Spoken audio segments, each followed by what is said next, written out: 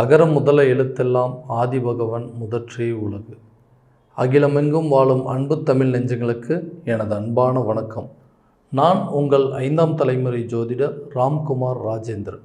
இன்று நாம் காணக்கூடிய தலைப்பு சோபக்கிருது வருடம் மார்கழி மாதம் சிம்ம ராசி மகம் நட்சத்திரம் கன்னிகா லக்னத்தில் பிறக்கக்கூடிய 2024ஆம் வருடத்தின் மிதுன ராசி நண்பர்களுக்கு நடக்கக்கூடிய அற்புத பலன்கள் மற்றும் சிறப்புகளையும் தெளிவாகவும் துல்லியமாகவும் ஆழமாகவும் நம்ம பார்க்கலாம். இது வரைக்கும் நம்ம சேனலை முதல் முறையாக பார்க்குறவங்க சப்ஸ்கிரைப் பண்ணிக்கோங்க, பெல் பட்டனை கிளிக் பண்ணி ஆளுங்கிற ஆப்ஷன் கொடுத்துக்கோங்க. ஸோ இந்த ஆண்டின் கிரக அடைவுகள் அப்படின்னு பார்த்தீங்கன்னா, மேஷத்தில் குரு பகவானும், மீனத்தில் ராகு பகவானும், சனி பகவான் கும்பத்திலும், கேது பகவான் கன்னியிலும் சஞ்சாரம் செய்கிறார். ஸோ இந்த 2024ஆம் வருடம் ஆண்டு கிரகங்கள் மிக முக்கியமான பயிற்சி அப்படின்னு பார்த்தோம்னா, ஏப்ரலுக்கு பிறகு மேஷத்திலிருந்து ரிஷபத்திற்கு குரு பகவானானது பயிற்சி அடைகிறார். ஸோ இந்த 2024ஆம் வருடம் மிதுன ராசி அன்பர்களுக்கு எப்படி இருக்க போகுது அப்படிங்கிறது பார்க்கலாம். ஸோ மிதுன ராசி அன்பர்களே, புதன் பகவானை அதிபதியாக கொண்ட நீங்கள் எல்லா விஷயத்தையும் நேர்மையாகவும் தெளிவாகவும் துல்லியமாகவும் ஒரு செயலை செய்து முடிக்கக்கூடிய ராசி அன்பர்கள் அப்படின்னு சொல்லலாம். புதன் அப்படிங்கிற ஒரு புத்திக்காரன் சொல்லுவாங்க. எந்த ஒரு விஷயத்தையும் தெளிவாகவும் செயல்படக்கூடிய ஒரு ஜாதகர் அப்படின்னு சொல்லாங்க. அந்த ராசி நாதன் உங்களுக்கு எல்லா விஷயத்தையும், இவர் எது பேசினாலுமே ரொம்ப தெளிவாக பேசுகிறாருங்க. இவர்கிட்ட பேசுகிற விஷயங்கள் எல்லாமே ஓரளவுக்கு நமக்கு அது புரியக்கூடிய விதமாகவும் தெளிவாகவும் சொல்லக்கூடிய ஒரு ஜாதகம் அப்படின்னு சொல்லிட்டு எல்லாருமே சொல்லுவாங்க. ஏன் அப்படின்னா, அந்த புத்திக்குண்டான விஷயங்கள் கல்வி ஸ்தானத்துலேயும் சரிங்க, நல்ல அறிவு சார்ந்த விஷயங்கள், இவர் தெளிவாக பேசுகிறாருங்க, நல்ல அறிவாக பேசுகிறாரு, இவர் பேசுகிற விஷயங்கள் கேட்டுகிட்டே இருக்கலாம் அப்படின்னு சொல்லக்கூடிய அளவுக்கு மிதுன ராசி அன்பர்களுக்கு உண்டான இந்த ராசிநாதன் அதனுடைய பலன்கள் அப்படிங்கிறது கொடுப்பாருங்க. ஸோ உங்களுடைய சூழ்நிலை கடந்த காலங்கள் அப்படிங்கிறது தொழில் ரீதி அப்படின்னு பார்த்தோம்னா, தொழிலில் பெரிய அளவில் முன்னேற்றங்கள் அப்படிங்கிறது இல்லைங்க. ஓகே, எல்லாருமே நம்மளும் தொழில் பண்ணுறோங்க, எல்லாருக்கும் வரக்கூடிய லாப நஷ்டங்கள் கூட நமக்கு சாதகமாக அமைய மாட்டேங்குது. ஒரு லாபகரமான ஒரு தொழில் அப்படிங்கிறது நினச்சி தான் நம்மளும் இதை ஆரம்பித்தோம். ஆனால் மற்றவங்களுடைய தொழிலை கம்பேர் பண்ணி பார்க்கும்போது அவங்களும் அதே தொழில் தான் பண்ணுறாங்க, நானும் அதே தொழில் தான் பண்ணுறேன். ஆனால் என்ன காரணம்னு தெரியலைங்க. அவருக்கு மட்டும் நல்லா பிஸ்னஸ் போயிட்டுருக்கு, எனக்கு எதுவுமே நடக்க மாட்டேங்குது. என் கூட இருந்தவங்களும் அதே தொழில், என்னோட காம்படிட்டர்ஸ்ன்னு சொல்லும் போது அவங்களுக்கு நல்ல ஒரு லாபமான விஷயங்கள், எனக்கு ஏன் இந்த மாதிரி நடக்க மாட்டேங்குது, என்ன தான் பிரச்சனை, ஏன் என்னுடைய நேரங்காலங்கள் இப்படி தான் இருக்குமா, என்னோட டைம் சரியில்லையா அப்படின்னு சொல்லக்கூடிய அளவுக்கு சூழ்நிலைகள் அப்படிங்கிறது கொண்டு வந்திருக்குங்க. அதே மாதிரிங்க இந்த தொழில் ரீதியாக வந்த தடைகள், அதாவது நஷ்டங்கள் அப்படிங்கிறது நிறைய சந்திச்சிருப்பீங்க. நார்மலான விஷயங்கள் தான், ஓகே, டெய்லி நடக்கக்கூடிய விஷயங்கள், டெய்லியுமே எல்லாருமே யூஸ் பண்ணக்கூடிய ஒரு பொருட்களுக்கு சம்மந்தப்பட்ட தொழில் பண்ணும்போது கூட மற்றவங்கக்கிட்ட இருக்கிற விற்பனை அப்படிங்கிறது உங்ககிட்ட இல்லாமல் இருக்குங்க. சரி, இதே நீண்ட காலம் இதே மாதிரி தொடர்ந்து நடந்துகிட்டே இருக்குமா, தொழிலில் எனக்கு முன்னேற்றமே இருக்காதா, தொழிலில் ஏதாவது அடிஷ்னலாக நான் கொஞ்சம் எக்ஸ்டெண்ட் பண்ணலான் இருக்கேங்க, நார்மலாக பார்த்துட்டு இருக்கிற பிஸ்னஸே கொஞ்சம் எக்ஸ்டெண்ட் பண்ணி பண்ணலான்னு நினைக்கிறேன், ஆனால் அதுக்கு கரெக்டான நேரத்தில் எனக்கு எந்த ஒரு சப்போர்ட்டுமே கிடைக்க மாட்டேங்குது, யாருக்கிட்ட இருந்துமே கிடைக்க மாட்டேங்குது, நண்பர்கள் மத்தியிலிருந்தும் சரிங்க, உறவினர்கள் மத்தியிலேருந்து சரி, இல்லை உடன் பிறந்தவர்கள் மத்தியிலேருந்து சரிங்க, எந்த விதத்துலையும் ஒரு சப்போர்ட்டே இல்லாமல் இருக்குங்க. தொழில் ரீதியாக உங்களை எல்லாருமே எதிரிகளை பார்க்கக்கூடிய அளவுக்கு உங்களுடைய சூழ்நிலைகள் அப்படிங்கிறது நடந்திருக்குங்க.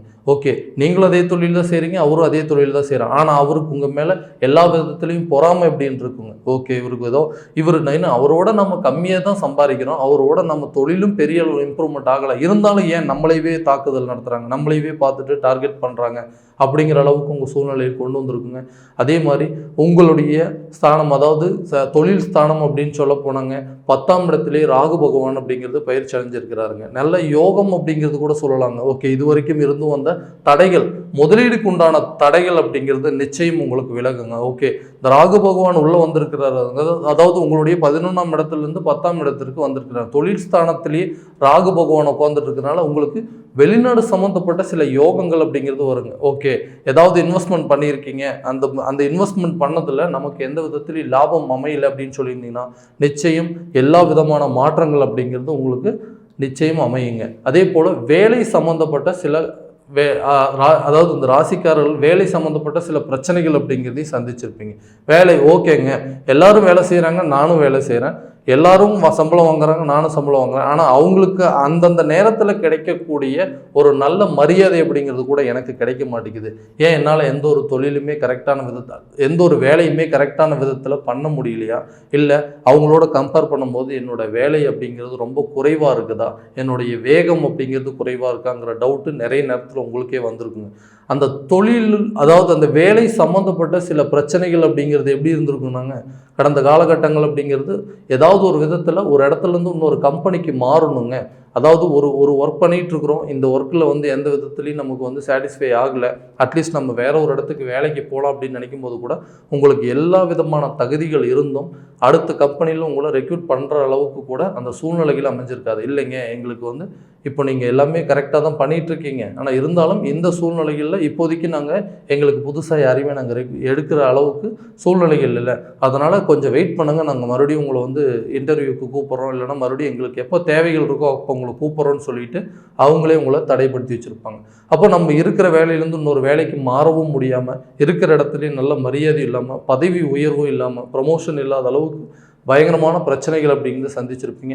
இப்போ வரக்கூடிய காலகட்டங்கள் நிச்சயம் உங்களுக்கு வேலை ரீதியாக நல்ல ஒரு அமைப்பு அப்படிங்கிறது உருவாகுங்க. நீங்கள் இது வரைக்கும் அட்டன் பண்ண எல்லா இன்டர்வியூஸும் கண்டிப்பாக திரும்ப உங்களையே கூப்பிட்டுட்டு, ஓகேங்க எங்களுக்கு உங்களுடைய இந்த வேக்கன்சி இப்போதைக்கு ஓப்பனிங்ஸ் இருக்குங்க, நீங்கள் அவங்க ஜாயின் பண்ணிக்கங்க அப்படின்னு சொல்கிற அளவுக்கும் நல்ல சேலரி இன்க்ரிமெண்ட்டோட உங்களுக்கு வேலை அமைப்பு அப்படிங்கிறது நிச்சயம் தொடரும். அதே மாதிரி இந்த 10ஆம் இடத்தில் இருக்கிற ராகு பகவான் சொல்லியிருந்தேன் இல்லைங்களா, இந்த ராகு பகவானானது வெளிநாடு சம்மந்தப்பட்ட சில வேலைக்கு ரொம்ப நாளாக நீங்கள் முயற்சி பண்ணிட்டு இருந்திருப்பீங்க.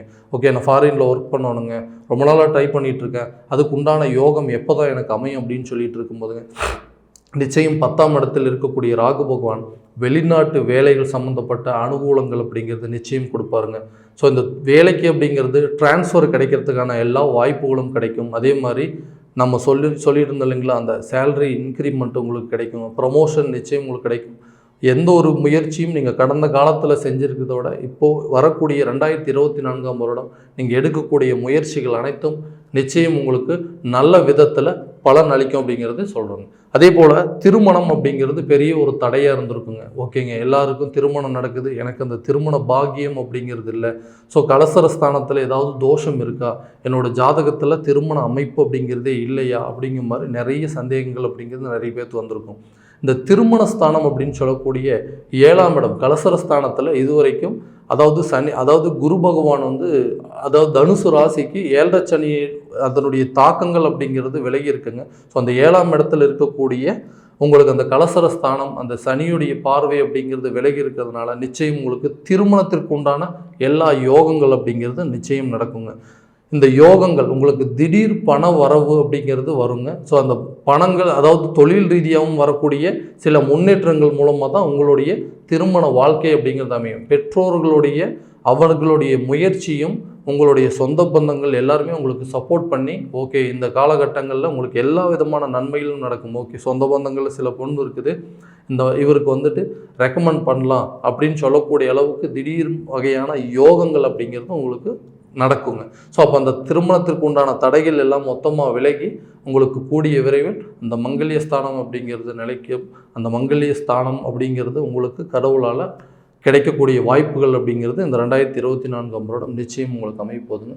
அதே போல் கணவன் மனைவிக்கிடையே தேவையில்லாத சண்டை சச்சரவுகள், ஓகே இது எதனாலங்க வருது, ஓகே இந்த பிரச்சனைகள் கடந்த வருஷத்துலேருந்து ரொம்ப நாளாக இந்த பிரச்சனைகள் இருந்துகிட்டே இருக்குது. யாராவது ஒருத்தர் ஏதாவது ஒன்று சொல்லிட்டு போயிடுறாங்க, வரவங்க வீட்டுக்கு வரக்கூடிய உறவினர்கள் மத்தியிலையும் சரி, அண்ணன் தம்பிங்களையும் சரிங்க, அவங்களுடைய மனைவியால் சரி, அவங்களுடைய சொந்த பந்தங்களால் சரி, ஏதாவது ஒரு விதத்தில் சின்ன சின்ன பிரச்சனைகள் அப்படிங்கிறது உங்களுக்கு வந்துகிட்டே இருந்திருக்குங்க. அவங்க பாட்டுக்கு ஏதாவது சொல்லிட்டு போயிடுவாங்க, ஆனால் அதில் இருக்கிற பிரச்சனைகள் ரெண்டுமே கடைசியில் கணவன் மனைவிக்கு தேவையில்லாத விதத்தில் பிரச்சனைகளை பயங்கர அளவில் உருவாக்கியிருக்கும். இதனால் என்ன ஆகும்னா, நைட்டு தூங்க கூட உங்களால் முடியாது, எந்நேரமும் சண்டை போட்டுகிட்டே இருக்கக்கூடிய சூழ்நிலை அப்படிங்கிறது இருக்கும். படுத்தா நிம்மதியாக தூக்கம் வராதுங்க.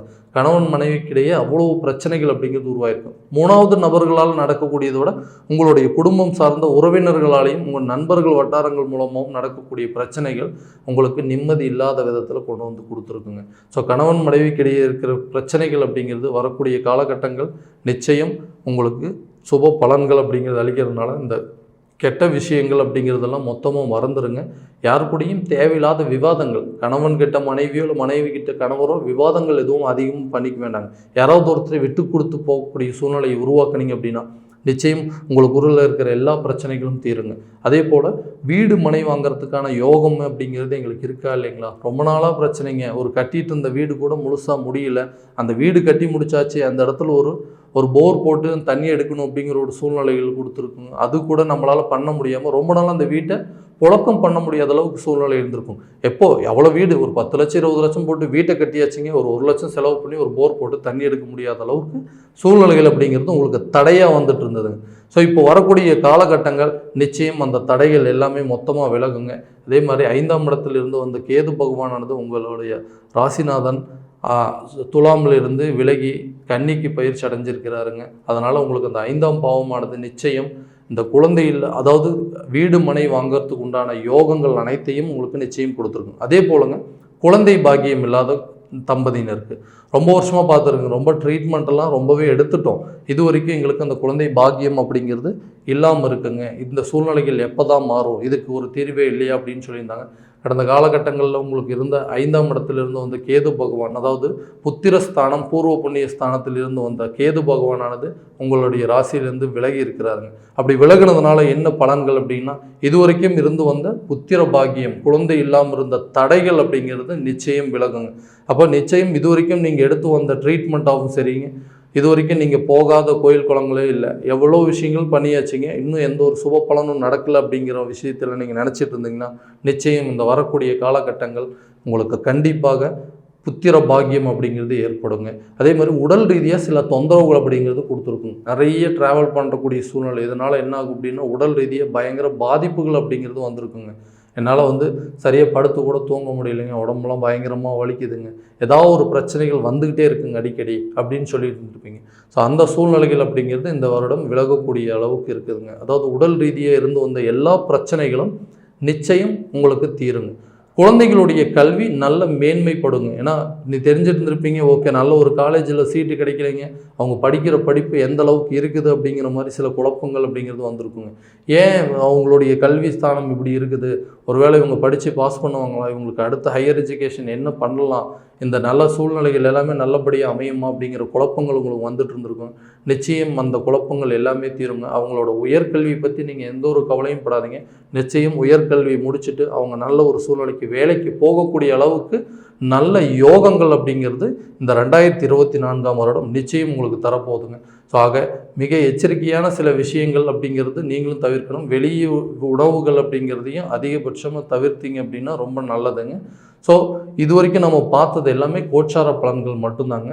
இந்த ஜாதகத்தில் இருக்கக்கூடிய சூழ்நிலைகள், அதாவது உங்களோட ஜாதகத்தில் எந்தெந்த கிரகங்கள் எந்தெந்த இடங்களில் சஞ்சாரம் செய்கிறார் அப்படின்னு முழுமையாக தெரிஞ்சுக்கங்க. தெரிஞ்சுக்கிட்டு அதுக்கு தகுந்த மாதிரி சில சுப காரியங்கள் அப்படிங்கிறது தொடங்குங்க. எந்த ஒரு காரியம் பண்ணுறதுக்கு முன்னாடி ஓகே வீடு கட்டணும், வண்டி வாகனம் வாங்கணும், திருமணம் செய்யணும், உயர்கல்வி படிக்கணும் அப்படிங்கிற யோகங்கள் உங்களுடைய ஜாதகங்கள் இருக்குதா அப்படிங்கிறது முழுமையாக தெரிஞ்சுக்கங்க. தெரிஞ்சுக்கிட்டு அதுக்கு தகுந்த மாதிரி எல்லா காரியங்கள் அப்படிங்கிறது செஞ்சிங்கன்னா நிச்சயம் உங்களுக்கு முழுமையான வெற்றி அப்படிங்கிறது கிடைக்குங்க. அப்படி உங்களுடைய ஜாதகத்தை தெளிவான முறையில் பார்க்கணும் அப்படின்னா கீழே இருக்கிற நம்பருக்கு கான்டாக்ட் பண்ணுங்கள். வாட்ஸ்அப் மூலமாக உங்களுடைய ஜாதகத்தை அனுப்பிங்கன்னா மிக தெளிவாகவும் துல்லியமாகவும் உங்களுக்கு கணிச்சு சொல்லப்படும். மீண்டும் அடுத்த காணொலியில் உங்களை சந்திக்கும் வரை உங்களிடமிருந்து விடைபெறுவது உங்கள் ராம்குமார் ராஜேந்திரன். நன்றி.